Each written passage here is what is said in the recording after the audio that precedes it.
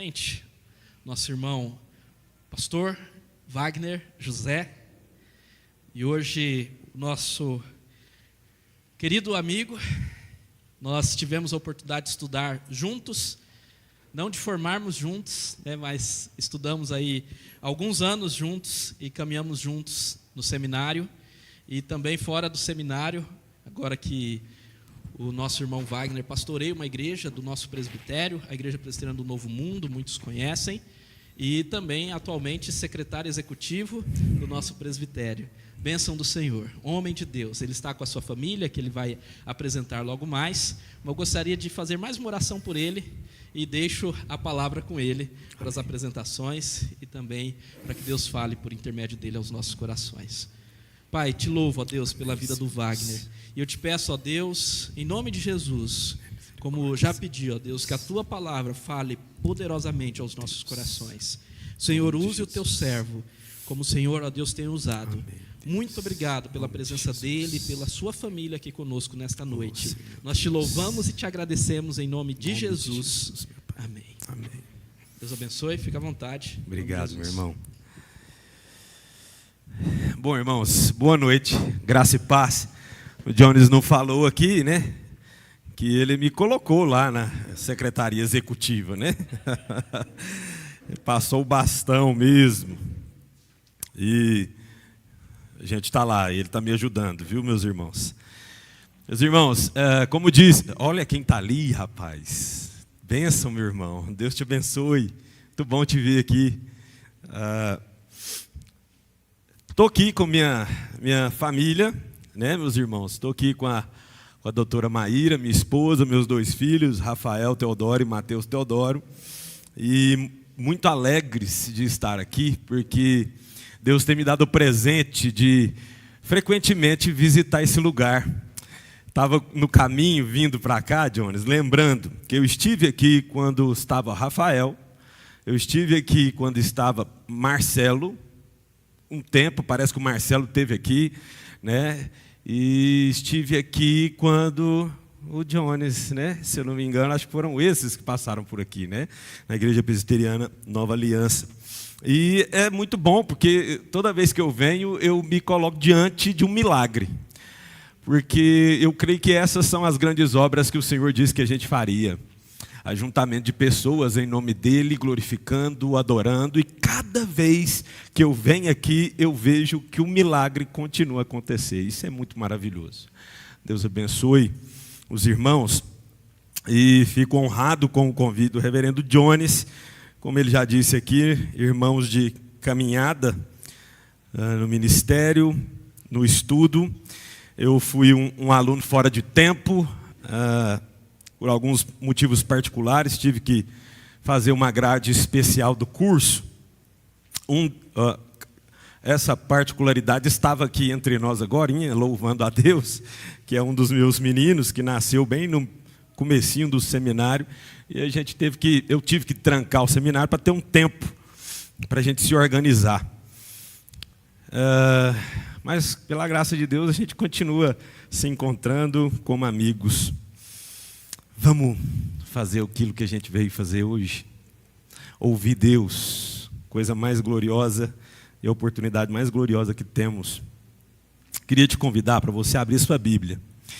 1 Tessalonicenses, capítulo 5. 1 Tessalonicenses 5.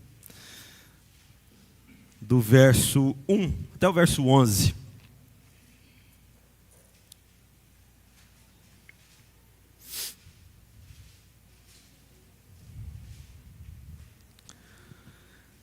A palavra do Senhor diz assim, meus irmãos. Irmãos, relativamente aos tempos e às épocas, não há necessidade de que eu vos escreva, pois vós mesmos estáis inteirados com precisão de que o dia do Senhor vem como um ladrão de noite. Quando andarem dizendo paz e segurança, eis que lhes sobrevirá repentina destruição, como vêm as dores de parto. Aqui está para dar à luz, e de nenhum modo escaparão. Mas vós, irmãos, não estáis em trevas, para que esse dia, como ladrão, vos apanhe de surpresa. Porquanto vós todos sois filhos da luz, filhos do dia, nós não somos da noite nem das trevas, assim, pois, não durmamos como os demais. Pelo contrário, vigiemos e sejamos sóbrios. Ora, os que dormem, dormem de noite, e os que se embriagam, é de noite que embriagam. Nós, porém, que somos do dia, sejamos sóbrios, revestindo-nos da couraça da fé, do amor, e tomando como capacete a esperança da salvação. Porque Deus não nos destinou para a ira, mas para alcançar a salvação mediante nosso Senhor Jesus Cristo, que morreu por nós, para que quer vivemos, ou quer vigiemos, quer durmamos, vivamos em união com Ele. Consolai-vos, pois, uns aos outros, e edificai-vos reciprocamente, como também estáis fazendo. Vamos orar mais uma vez?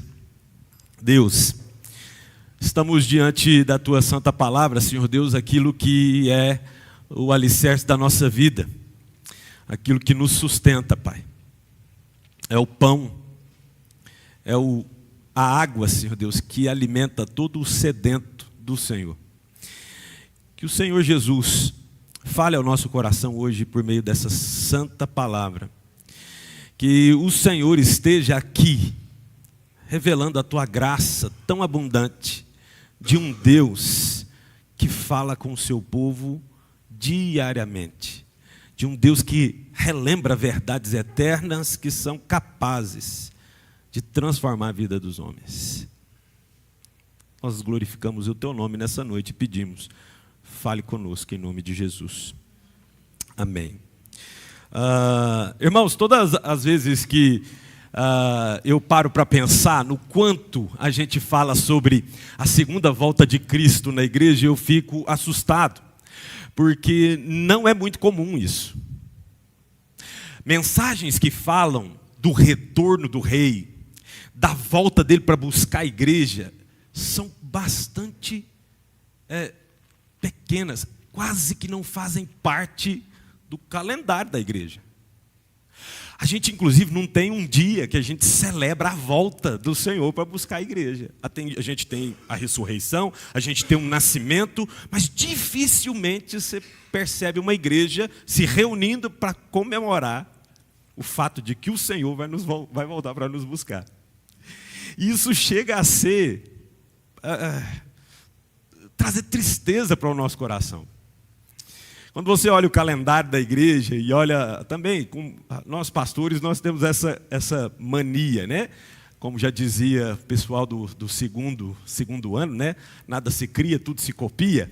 Então a gente fica olhando o que os outros pastores estão também trabalhando nas suas igrejas, percebendo o que eles estão fazendo, o que está sendo bom lá e que talvez possa ser que a gente possa usar e que seja legal. Mas quando você olha o calendário de pregação, dificilmente você percebe um tema desse.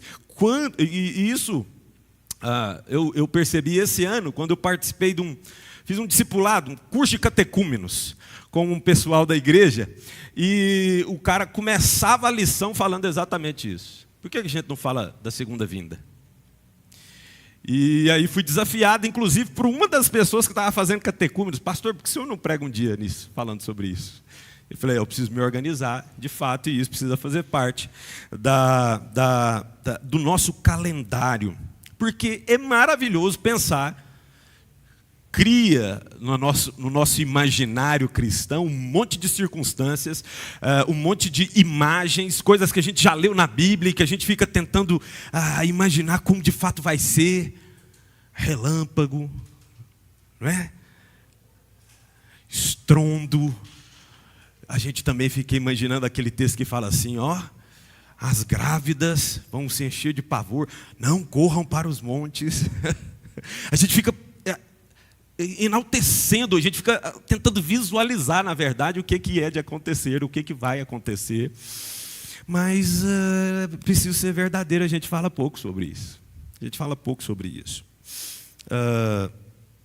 E talvez não tenha um remédio mais glorioso para manter uma igreja caliente, quente, viva, do que pensar de que aquele que morreu por nós, ele vai vir pessoalmente em glória e poder nos buscar. E eu estou falando disso, meus irmãos, mas é preciso também que a gente seja honesto em alguns sentidos, porque as várias tribulações da vida, as várias circunstâncias que a gente enfrenta, diagnósticos, luta contra doenças, falta de emprego, caos financeiro, todas essas coisas podem tirar o brilho dos nossos olhos de contemplar que existe uma promessa sobre nós, do Filho de Deus, que vai vir nos buscar. Tem uma frase do C.S. Lewis, que ele fala o seguinte: se descubro em mim mesmo desejos que nada nessa terra pode satisfazer, a explicação mais razoável é que eu fui feito para outro mundo. E eu queria que você pensasse em como esse mundo aqui, ele traz esse tipo de peso, de carga, nos nossos relacionamentos. Relacionamento conjugal, como é difícil estar junto. Crises financeiras, como é difícil lidar com as durezas dessa vida. Mas isso precisa revelar para o nosso coração de que a gente não é desse mundo. E que repousa sobre nós a promessa de que o nosso Senhor vem nos buscar. Então, ao invés de tirar o brilho dos nossos olhos, isso deveria aquecer o nosso coração, quando a gente está passando por um momento tão difícil, conjugal, ou financeiro, ou na educação dos filhos. Você precisa se lembrar que toda essa dificuldade aponta para o fato de que a gente não é dessa terra. Que, inclusive, lá no céu, ninguém se dá em casamento. A gente vai se cumprimentar, mas vai estar todo mundo perfeito, satisfeito, não no cônjuge, mas em Cristo Jesus. Mas é difícil pensar nisso, quando você está tendo uma DR, discutindo a relação, não é assim? A gente precisa olhar para esse tempo de agora e ver as dificuldades, inclusive a dificuldade de ser igreja. Estava pensando nisso, porque em toda a trajetória que eu vim visitando a igreja de Nova Aliança, eram histórias, perrengues, tribulações diferentes. Nunca deixou de ter tribulação, mas ainda repousa a promessa de que o Senhor voltará para buscar a nova aliança. Inclusive é por conta da nova aliança que Ele virá buscar. Então, meus irmãos, é glorioso demais quando a gente começa a pensar sobre isso, porque o que pode acalmar de fato o nosso coração é saber o que Ele fez por nós, mas também saber que tem uma promessa sobre nós. E eu queria pensar com os irmãos um pouco sobre isso aqui, porque esse texto que a gente acabou de ler, ele é dirigido a uma igreja que é uma igreja nova, não é? São 9 anos de Nova Aliança, eu já até diria que não é mais tão nova assim, mas é uma igreja nova comparado a algumas outras, né? Nós, por exemplo, fizemos 23 anos, Igreja Presbiteriana de Jardim Novo Mundo. Mas também é uma igreja nova. Uma igreja nova. Mas essa igreja é uma igreja nova e que está passando por uma série de tribulações e dificuldades e que precisa encontrar esperança em algum lugar. E o apóstolo Paulo escreve para ela, mostrando aonde é esse lugar. Onde pode encontrar consolo. Onde essa igreja pode encontrar consolo. E aqui, eu não sei se você conhece de fato, mas essa igreja surge mediante a pregação do apóstolo Paulo, está lá revelado em Atos capítulo 17, e é uma circunstância bastante difícil para o apóstolo Paulo e continua sendo para a igreja. O apóstolo Paulo chega nessa igreja de Tessalônica, e ele usa as mesmas estratégias que ele sempre usa, pregando nas sinagogas. Por 3 domingos ele arrasou ali, falando do evangelho, conectando Antigo Testamento com aquilo que Cristo realizou na cruz. Abre-se a possibilidade de abrir um ponto de pregação na casa de Jason, mas os judeus daquela circunvizinhança perseguiam o apóstolo Paulo, a ponto de entrar na casa de Jason, quebrar tudo, fazer de fato um tumulto na cidade. O apóstolo Paulo tem que fugir da cidade, ele chega em Bereia, Paulo prega novamente, mas os judeus estavam tão enfurecidos com Paulo que eles vão para Bereia, saem de Tessalônica, vão para Bereia, perseguindo o apóstolo Paulo. E quando a gente vai lendo essa carta toda, você vai percebendo que as mesmas lutas que o apóstolo Paulo está enfrentando, a igreja também está. É o que Jesus Cristo diz: os meus discípulos, ou o servo, não é maior do que o Senhor. Perseguiram a mim, perseguirão também a vocês. Se você voltar aí, uns capítulos, capítulo 2, verso 14, você vai perceber aí, Paulo falando dessa perseguição. 1 Tessalonicenses 2,14. Tanto é assim, irmãos, que vos tornastes imitadores da igreja de Deus, existentes na Judéia em Cristo Jesus, porque também padecestes da parte dos vossos patrícios as mesmas coisas que eles, por sua vez, sofreram dos judeus. Perseguição. Essa é uma igreja que está padecendo na mão de quem não quer que a igreja seja estabelecida. Em forças e pessoas que estão militando para que a igreja se enfraqueça. E Paulo, quando ele está escrevendo essa carta a essa igreja, ele está muito preocupado com isso, porque o que ele sabe a respeito dessa igreja é o tempo do qual ele tinha passado por lá e que ele foi embora corrido. Ele sabia que os irmãos tinham um amor desprendido, ele sabia que os irmãos eram fiel na fé, mas agora, depois de certo tempo padecendo, ele sabe também como é o coração humano e que a luta pode apagar o brilho da igreja que espera o seu Redentor. Tanto é, meus irmãos, que se você ler aí também, se eu não me engano, capítulo 3, preocupação do apóstolo Paulo, capítulo 3, verso 5, foi por isso que, já não me sendo possível continuar esperando, mandei indagar o estado da vossa fé, temendo que o tentador vos provasse e se tornasse inútil o nosso labor. Veja como ele está descrevendo a luta que essa igreja está enfrentando. E aí então a gente chega no capítulo 5, os 11 primeiros versículos que a gente leu.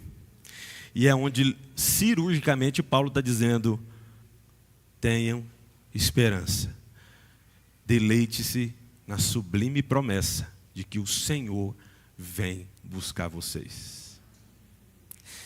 E é sobre isso que eu queria falar com os irmãos hoje. A sublime esperança da volta de Cristo é o que precisa nos manter de pé como igreja.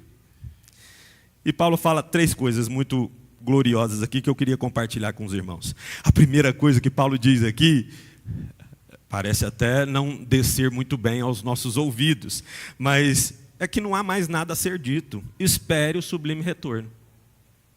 Veja primeiro, mais uma vez, os 3 primeiros versos. Irmãos, o que Paulo está dizendo? Irmãos, relativamente aos tempos e às épocas, não há necessidade de que eu vos escreva. Não tem o que ser dito. Mesmo porque a gente sabe que o próprio Cristo disse para os discípulos, certa vez, bem antes da subida de Cristo, da ascensão de Cristo, os discípulos perguntaram: és agora o tempo no qual tu vais restaurar Israel? Não compete a vocês saber sobre o tempo. Aguardais até que sejais revestidos do Espírito Santo. A igreja foi revestida e agora ela aguarda. Sobre tempos e épocas, não há necessidade que eu vos escreva, pois vós mesmos estáis inteirados com precisão de que o dia do Senhor vem como ladrão à noite. Paulo está dizendo: pessoas, não tem muito a ser dito. Vocês sabem, inclusive, o que já foi dito.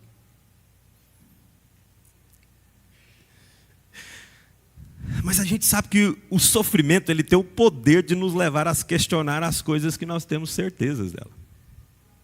A gente viu inúmeros homens de Deus fazendo isso. Jó fez isso. E a resposta de Deus no Antigo Testamento, não quero fazer uma divisão entre Antigo Testamento e Novo Testamento, não é que no Antigo Testamento tinha um Deus mau e no Novo Testamento tem um Deus bom, não é isso. Mas no Antigo Testamento Deus falava assim: ei, falou para Jó: onde você estava quando eu lançava o fundamento do universo? A resposta de Deus é simples: ei, você é criatura e eu sou o Criador.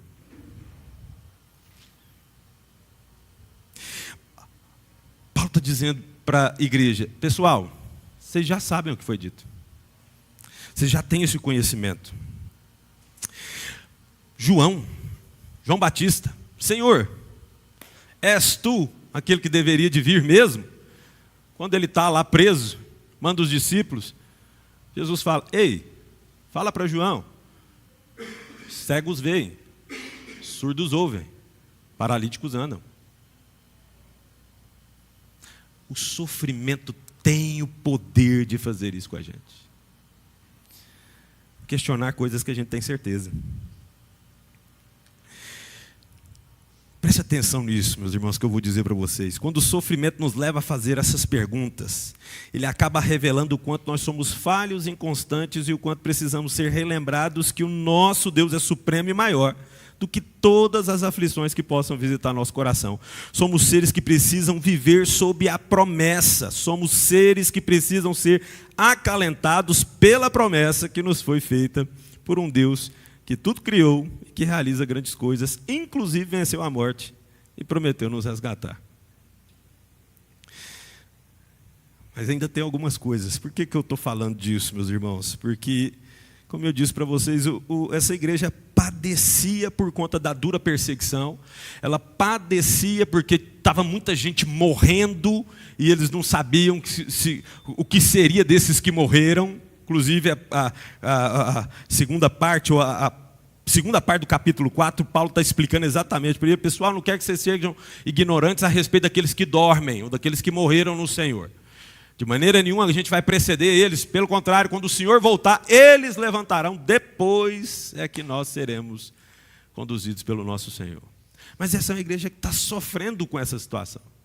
Não tem mais esperança. Parece que apagou o brilho no olhar.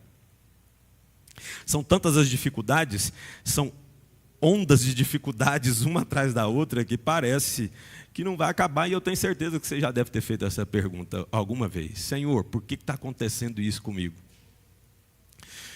Por quê? Para quê?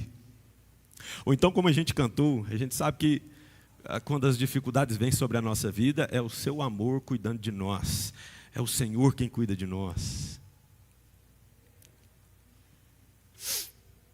Não há nada de novo a ser dito, o apóstolo Paulo responde para essa igreja.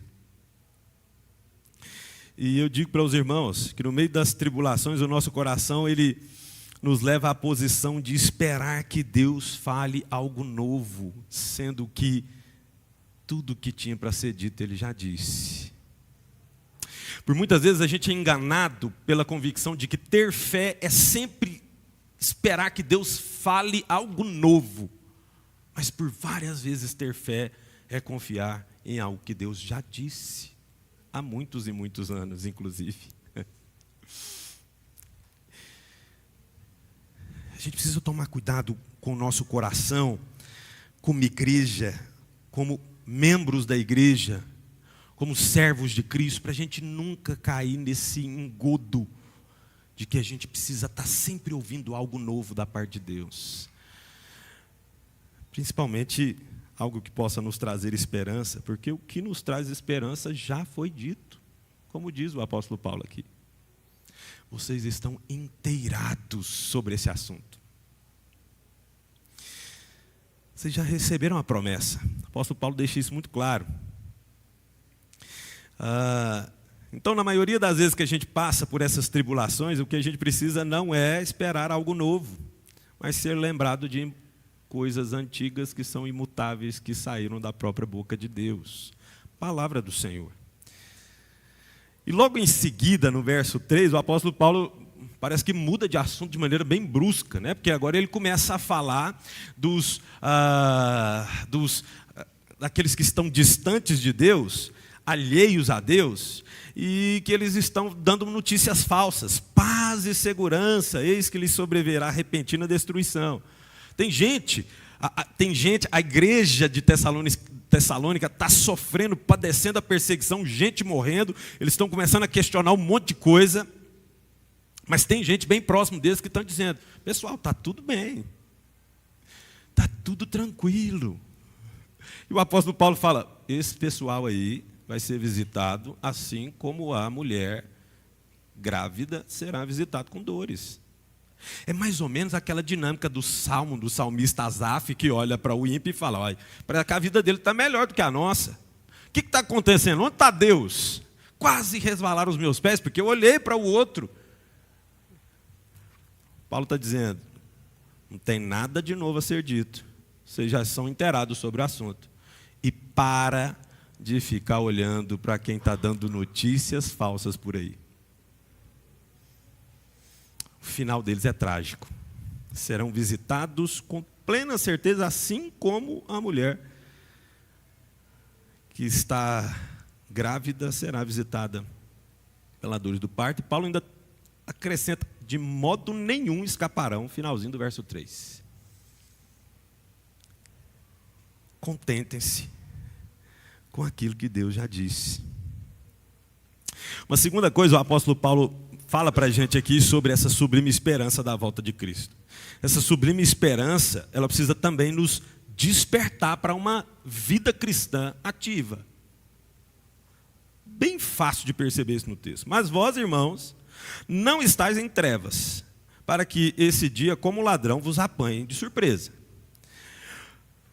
Portanto, ou porquanto vós todos sois filhos da luz, filhos do dia, nós não somos da noite nem das trevas. Assim, pois, não durmamos como os demais. Pelo contrário, vigiemos e sejamos sóbrios. Está falando de uma vida que, a partir do momento que é visitada com essa sublime esperança da mensagem da volta, ela também começa a viver uma situação diferente. Não é mais em trevas, mas em luz.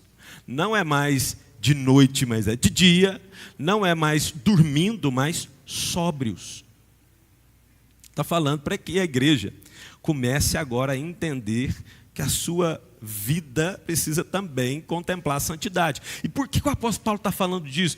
Muito simples, gente. Quem não vive na esperança da volta do Salvador, para de viver a expectativa da vida excelente dos céus. E que, portanto, não precisa mais se dedicar à santificação. Inclusive, esse é um tema recorrente na carta de 1 Tessalonicenses. Muita gente tinha parado de trabalhar. Tinha gente que tinha voltado a ter suas relações sexuais imorais. Tinha gente que voltou para os vícios. Exatamente porque o sofrimento foi tanto, pagou-se o brilho e agora não conseguimos mais ter esperança. A falta da esperança leva à falta de vida cristã que busca pela santidade. Então é preciso agora ser visitado por essa notícia, essa boa notícia, ou por essa promessa, e isso precisa gerar bons frutos no coração da igreja. E Paulo mostra isso aqui de algumas formas. Primeiro, a nossa condição é diferente. Paulo descreve aqui pelo menos 3 formas a qual a gente se encontra agora. Nós não estamos mais sem direção, verso 4. Não estais em trevas, para que esse dia, como ladrão, vos visite, ou vos apanhe de surpresa. Pessoal, vocês não são ignorantes a respeito disso. Não há possibilidade para aquele que está em Cristo e que aguarda a volta dele de ser pego de surpresa. Porque aqueles que têm o Espírito sabem que precisam caminhar segundo o Espírito. Foram vivificados no seu Espírito. Nasceram de novo, aquilo que Nicodemos não conseguia entender em João capítulo 3. Aqueles que têm o Espírito, agora os olhos se abriram para as coisas espirituais. Tem discernimento a respeito dessas coisas. E por mais que venha a escorregar, sabe que tem lugar de aconchego, perdão nos braços do Pai. Por isso não serão pegos de maneira displicente. A gente não está sem direção, tem alguém que está cuidando de nós em todo momento. A gente também não está sem orientação. Verso 5 e verso 6 fala vós sois filhos da luz, filhos do dia, não somos da noite nem das trevas. Perceba, somos filhos, temos o nosso Pai. E quem é o nosso Pai? Luz, dia, que está abrindo diante de nós a visão para contemplar quais são as coisas que precisamos fazer, aquilo que precisamos, as atitudes que precisamos tomar diante de Deus. A gente não está sozinho.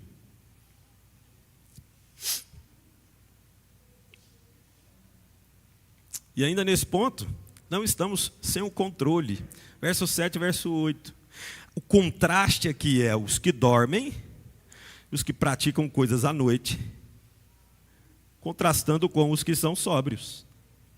O apóstolo Paulo fala de quem está dormindo é aquele que de fato não tem essa visão das coisas de Deus, não tiveram seus olhos abertos. Eles estão dizendo paz e segurança. Nossa vida está cheia de paz e segurança. Mas aquele que tem os olhos espirituais sabe que tem uma boa promessa, mas que junto com essa boa promessa vem juízo. É perfume de vida para quem tem vida, mas é perfume de morte para quem não tem vida. Então quem tem esses olhos abertos não dormem mais. E nem se dão as coisas da noite. Alguém já disse uma vez que a noite é o celeiro de todos os males, né? É na noite onde os homens escolhem a noite para fazer o mal, porque pensam que a cortina das trevas podem escondê-lo, né? Ninguém sai para fazer algo de errado com um holofote em cima dele, né? Para que todos vejam. Normalmente a gente procura fazer tudo bem escondidinho. E essa imagem da noite e esse contraste com o dia, esses que dormem, que se embriagam de noite, que produzem coisas más de noite, é exatamente a ideia de quem está dormindo. A gente não é esse povo. É o que o apóstolo Paulo está dizendo. Pessoal, tem esperança para nós, portanto, não vivam como quem está dormindo. É preciso resgatar esse desejo de glorificar a Deus através da nossa vida. E ele continua. Verso 8. Nós, porém, que somos do dia, sejamos sóbrios, revestindo-nos da couraça da fé. E aqui, o apóstolo Paulo, às vezes, quando ele se refere por fé, a gente precisa entender duas coisas, que ele pode estar falando de uma fé subjetiva, mas também da fé objetiva. Fé subjetiva, não sei nem se vou conseguir explicar isso, né? Filósofo, me ajude. Mas a fé subjetiva é aquilo que você diz acreditar e que não tem como, a não ser através da sua vida prática, você constatar isso. Mas a fé objetiva tem a ver com a doutrina dos apóstolos. Aquilo que eles receberam do Senhor é o que vos entreguei. O apóstolo Paulo fala disso na Santa Ceia. Então tem a ver com esse conteúdo. Revestivos dessa couraça para proteger vocês é se revestir da palavra. Vê como tem a ver com os primeiros 3 versos. O que precisava ser dito já foi dito e escrito. Não tem nada mais a vos acrescentar. Inclusive, vocês estão inteirados sobre esse assunto. Revistam-se dessa palavra. É isso que faz, então, aquele que tem os seus olhos abertos. Da fé e do amor. E tomando como capacete esperança da salvação. O que quer dizer esperança da salvação para a igreja de Tessalonicenses? Cristo já tinha executado a obra da salvação. A gente precisa entender isso. Paulo está falando de uma esperança da salvação que há de acontecer, mas que já foi cumprida. Então ele está falando do quê? Do cumprimento da promessa. Eis que beberei desse cálice de novo somente quando estiver com vocês. É a nova aliança, inclusive, é o cumprimento disso. Paulo está falando, aqueça o coração de vocês, se revestindo da doutrina, do amor, mas também usando como capacete a esperança da salvação, no sentido de que ele já fez, ele prometeu que vai voltar. E a terceira e última coisa, a gente aprende também nesse texto. A esperança na tribulação é somente Cristo. verso 8 até o verso 11, você vai ver que Paulo começa a falar do processo de salvação mesmo. Ele diz, porque Deus não nos destinou para a ira, mas para alcançar a salvação mediante nosso Senhor Jesus Cristo. E aí ele fala da obra executada, que morreu por nós, para que, quer vigiemos, quer durmamos, vivamos em união com Ele. E aqui é claro, meus irmãos, quando ele fala de dormir aqui nesse verso, ele não está falando de alguém que dorme no sentido que está morto espiritualmente. Ele está falando de alguém que morreu fisicamente. Quer a gente esteja vivo, vigiando, guardando as coisas de Deus, ou quer aquele fiel a Deus que já dormiu no Senhor, vivamos unidos com o nosso Senhor. Plenamente unidos em união com Ele. Essa é a única coisa que pode consolar o coração do ser humano. Você pode buscar consolo em inúmeras outras coisas, mas nunca vai alcançar aquilo que essa esperança pode produzir no coração do homem. Nunca vai. Eu estou caminhando com a igreja no nosso culto de estudo, estudando Apocalipse, e a gente ainda está nas cartas, nas cartas de Jesus à sua igreja. E carta à igreja de Esmirna e à igreja de Pérgamo tem algumas histórias muito interessantes. Uma delas é de Policarpo, se eu não me engano. Policarpo é um fiel da igreja, conhecido e reconhecido por um dos pais da igreja como o bispo da igreja de Esmirna. E diz que Policarpo foi morto na fogueira, porque quiseram fazer com que ele negasse a Jesus Cristo e acender o fogo. E ele, orando, dizia, há mais de 80 anos eu sirvo esse Senhor, e Ele nunca me deixou na mão, não vai ser hoje que eu vou fazer isso. Senhor, tenha misericórdia desses que fazem esse ato. Um outro da igreja de Pérgamo, chamado Antipas, inclusive é citado no texto bíblico esse Antipas, ele foi queimado também por não negar a sua fé. Fizeram um bezerro fundido, não sei se de cobre, se de metal, mas fizeram, botaram o cara lá dentro, acenderam uma fogueira debaixo, torraram, fritaram o irmão da igreja, chamado Antipas. A minha pergunta é, o que faz esses caras encararem isso? Se não é a certeza de daquele que morreu, mas ao terceiro dia ressuscitou, que ele há de cumprir a sua promessa. E que na segunda vinda dele, no dia da volta, aqueles que morreram nele serão levantados. E a igreja vai subir com o Senhor. E Paulo termina de maneira muito gloriosa, porque ele entende que essa carta vai ser lida na igreja, e a igreja vai parar um pouco para pensar sobre essas coisas. Ele começa agora a responsabilizar a igreja. Você que entendeu isso, consolai uns aos outros com essa palavra. Então, aí entra a importância da igreja.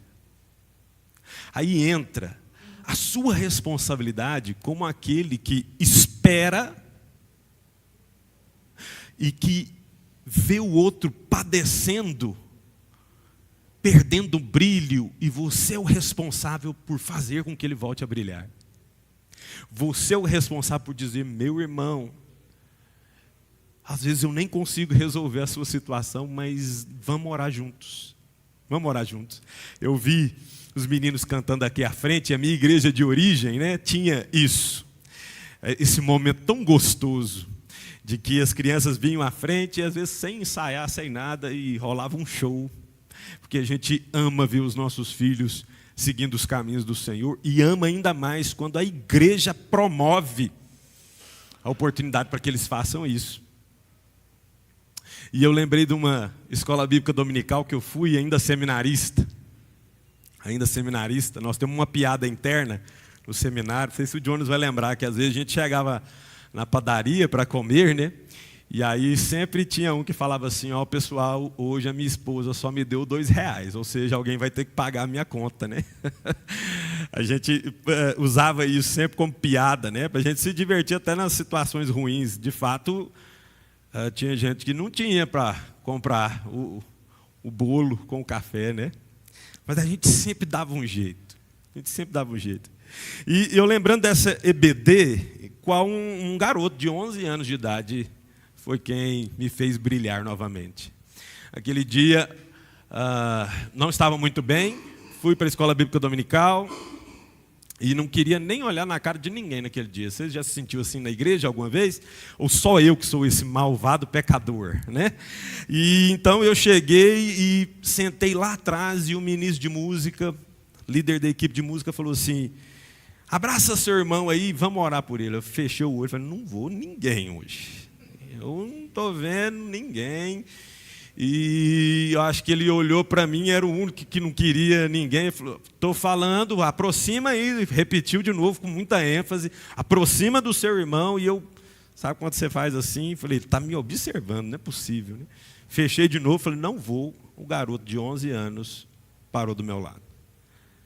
Meus irmãos, eu dou esse testemunho sempre, quando eu vou falar de esperança em Cristo.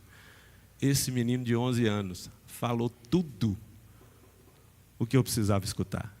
Oração simples: Senhor, abençoa a vida do Wagner. Eu não sei o que está passando com ele, mas o Senhor é Deus Todo-Poderoso, cuida dele. Impressionante como um irmão de igreja pode ser usado por Deus para consolar, para encher seu coração. Encher seu coração. Fui visitar uma vez um irmão. Essa história me emociona até hoje, meus irmãos. Era 6 horas da manhã quando meu telefone tocou. E eu vi que era um irmão de igreja, uma irmã, na verdade. E ela falou: pastor, arrombaram a nossa casa. Levaram o meu marido, sob acusação de pedofilia. Ele está na delegacia tal. Ninguém deu mais notícia. E naquele dia, Deus... vai lá. Fui. A única coisa que eu fiz por esse irmão, não fiz mais nada. Era uma acusação falsa. O irmão mora numa região do Novo Mundo que é considerado como uma invasão. Então todo mundo lá compartilha energia, todo mundo compartilha água, todo mundo... Na verdade, no gato, viu, meu irmão? Vocês sabem o que é gato, né? Então, no gato, todo mundo tem todos os recursos lá através do gato. Inclusive, fizeram um gato na internet do irmão. E a polícia entrou lá dentro, fez um estrago, arrombou, quebrou tudo, 6 horas da manhã. O irmão não sabia nem o que estava acontecendo. E a única coisa que eu cheguei na delegacia, ele estava saindo de uma sala e ele, aos prantos, me abraçou. Pastor, que vergonha.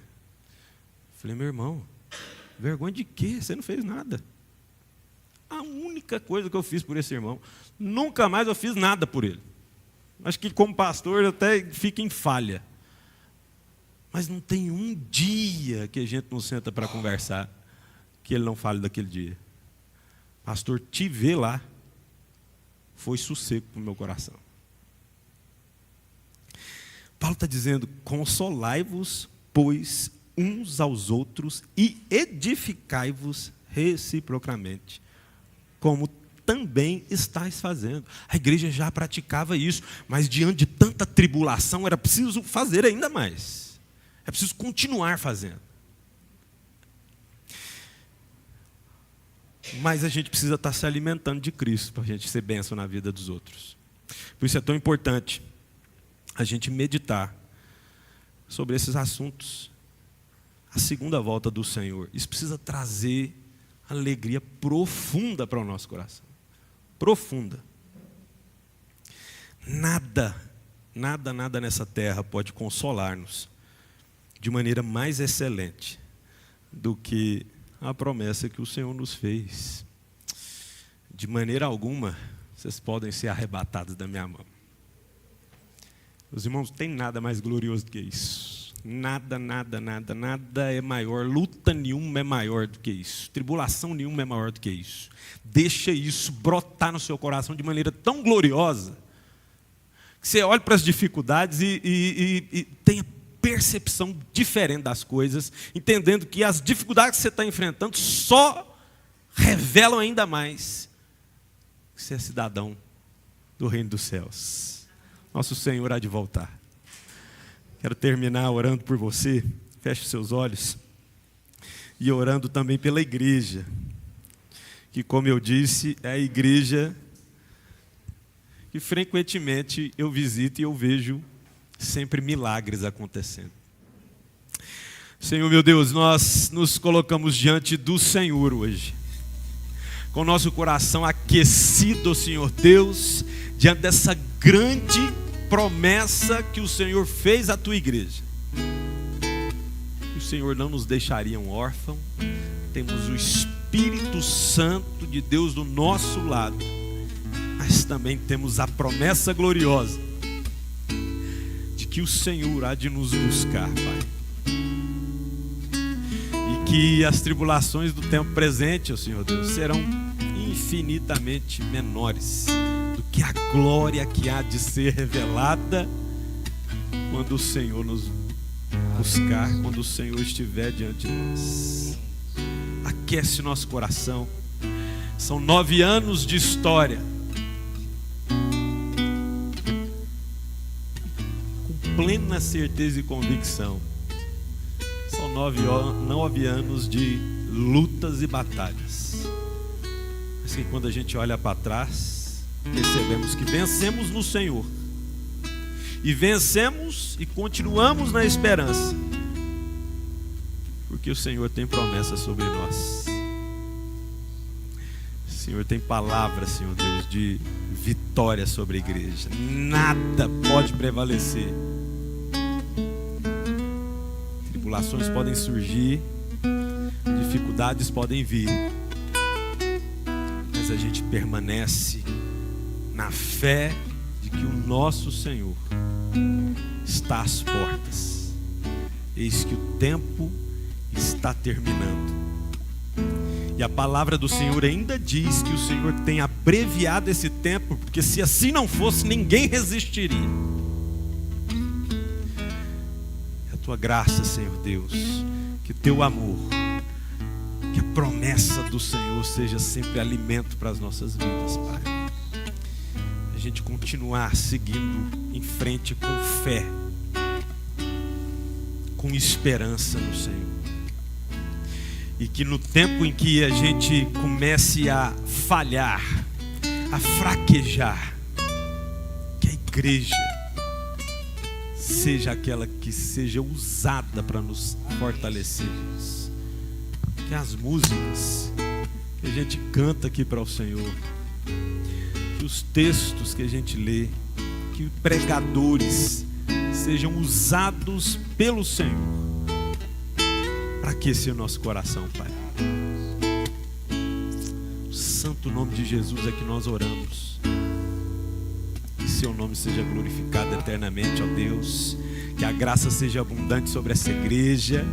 Que o Senhor aqui nos derrame dos dons do Senhor.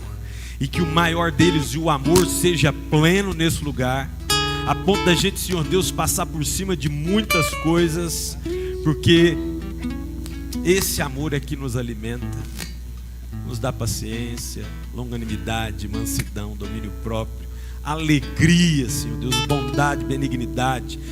Tudo isso floresça sobre a igreja presbiteriana Nova Aliança, para que daqui um tempo a gente comemore outro aniversário, ó Pai, lembrando das dificuldades e que em todas elas o Senhor nos assistiu.